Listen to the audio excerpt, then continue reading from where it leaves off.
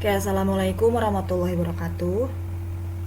Hi everyone, how are you today? I hope you always healthy and fit at home. Miss harap kalian semua sehat, terutama di bulan suci ini. Semoga yang menjalankan ibadah puasa selalu diberikan kelancaran. Today we are going to talk about the last chapter in this semester. It is about song. Jadi pada video kali ini kita akan bahas materi mengenai song atau lagu, di mana materi ini menjadi pembahasan terakhir kita pada semester ini. What is song? A song is a composition made up of lyrics and music with the intent of the lyrics being sung for the purpose of producing a proportionate feeling or emotion in relation with a particular matter. Oke, dari sini bisa kita garis bawahi bahwa setiap lagu itu pasti ada lirik dan juga ada musik. Next, we are going to talk about its social function. Jadi, fungsi dari lagu itu apa? Biasanya kita mendengarkan lagu itu karena memang kita suka atau karena ada rekomendasi dari teman. So, its social function atau tujuannya itu adalah first, to entertain the listener, untuk menghibur kita sebagai pendengarnya. Second, to motivate or inspire the listeners. Ada juga lagu yang memotivasi atau menginspirasi kita ketika kita mendengarkan lagu tersebut. And the third, to convey certain message, untuk membawakan pesan tertentu. And the last, to teach listeners moral values. Jadi yang terakhir, lagu ini bisa juga mengajarkan kita sebagai pendengarnya beberapa nilai-nilai moral. Next, kita bahas tentang generic structures of a song, atau hal-hal apa saja sih yang terdapat atau komponen apa saja yang ada di dalam song. The first one adalah verse. This is where we get down to business and find out what the story is about. It's the once upon a time section. Nah, verse itu adalah bisa dibilang once upon a time section, atau jika kamu cerita tentang sesuatu pasti ada permulaannya. Nah, verse itu adalah bagian permulaan dari lagu tersebut. Second one, ada refrain atau chorus. Refrain is a part of a song that is repeated. Jadi refrain itu adalah biasanya disebutnya ref ya. Nah, itu merupakan bagian yang biasanya dinyanyikan berulang-ulang dari sebuah lagu. And the third is ada coda. Coda is a line that close a song. Jadi coda itu adalah bagian akhir dari lagu yang berisi nada dan syair untuk menutup lagu. Selanjutnya yaitu tentang figurative language, atau yang disebut juga majas kalau dalam bahasa Indonesia. Figurative language is when you use a word or phrase that doesn't have its normal everyday literally meaning. Nah, sebenarnya jika kamu menggunakan yang namanya figurative language, itu ketika ada kata atau kalimat yang mengandung arti bukan sebenarnya. Nah, maka di situ terdapat figurative language. Oke, Miss akan berikan contoh beberapa tipe dari figurative language. Sebenarnya ada banyak jenis figurative language itu atau majas, tapi di sini Miss akan memberi 5 contoh. The first one, imagery. Language creating a mental picture that makes readers see, hear, taste, or feel things in their imagination. Jadi pada majas ini dibentuk sebuah pencitraan atau gambaran sesuatu. Pemakaian bahasa yang membuat pembaca melihat, mendengar, merasakan sesuatu lewat imajinasi mereka.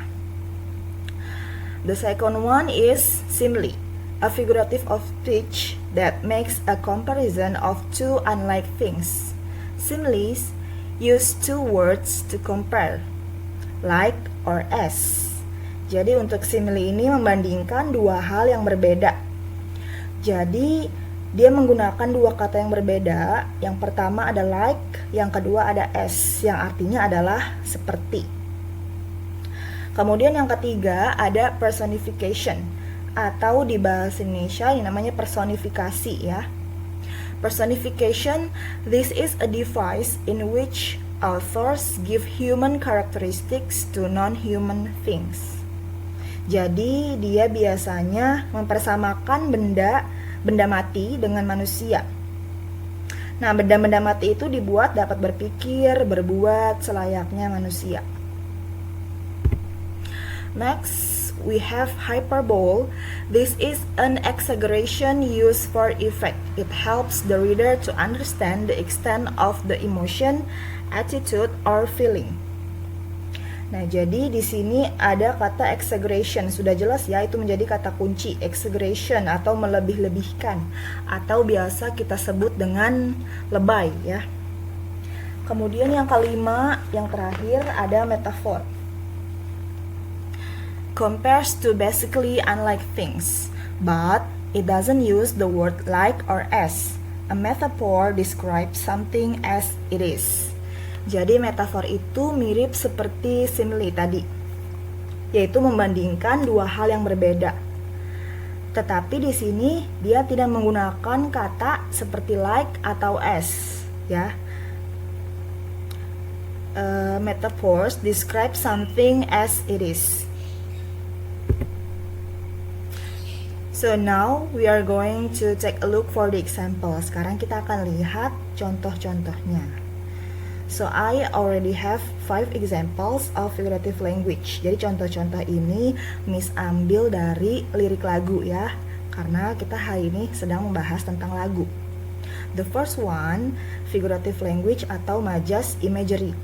Jadi di sini contohnya ada lirik lagu, potongan lirik lagu dari lagunya Rihanna yang judulnya Diamond, yaitu ada shine bright like a diamond, seperti itu bunyi nadanya.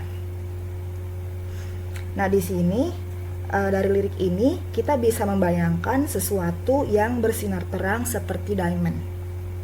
Kemudian yang kedua ada simile. Di sini ada lirik lagunya Miley Cyrus yang judulnya Wrecking Ball. Bunyi nadanya yang bagian lirik I came in like a wrecking ball, seperti itu. Jadi di sini dia berkata bahwa saya datang seperti bola penghancur ya. Yang paling jelasnya di sini ada kata like. Seperti yang tadi dijelaskan bahwa simile itu menggunakan kata like atau as. Di sini ada like. The third one we have personification. Di sini ada lagunya Christina Perri yang judulnya A Thousand Years. Bunyinya time has brought your heart to me, seperti itu. Jadi waktu telah membawa hatimu padaku.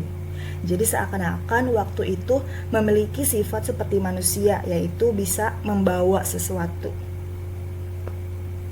Kemudian yang keempat ada hyperbole. Itu ada di lagunya Christina Perri lagi yang judulnya A Thousand Years. I have died every day waiting for you, seperti itu. Saya telah mati setiap hari menunggu kamu. Nah, pada kenyataannya dia tidak mungkin mati setiap hari ya. Itu hanya kata kiasan saja karena maksudnya itu dia terlalu lama menunggu. Dan yang terakhir ada metaphor. The last one we have metaphor. Ada di lagunya Katy Perry yang judulnya Firework. Baby you're firework, seperti itu. Lagi-lagi di sini ada kiasan, kamu seperti kembang api. Nah, maksudnya itu mungkin orang tersebut unik, khusus, dan mampu melakukan hal-hal besar seperti layaknya firework atau kembang api. Okay, I think that's all for today. Thank you for your attention. Jadi terima kasih sudah menyaksikan video ini. Jika masih ada pertanyaan, silahkan bertanya lewat WA group yang sudah kita buat. Setelah ini jangan lupa kerjakan tugas di Portaldik, yaitu mengisi soal US ya terkait dengan video hari ini. See you on the next time. Wassalamualaikum warahmatullahi wabarakatuh.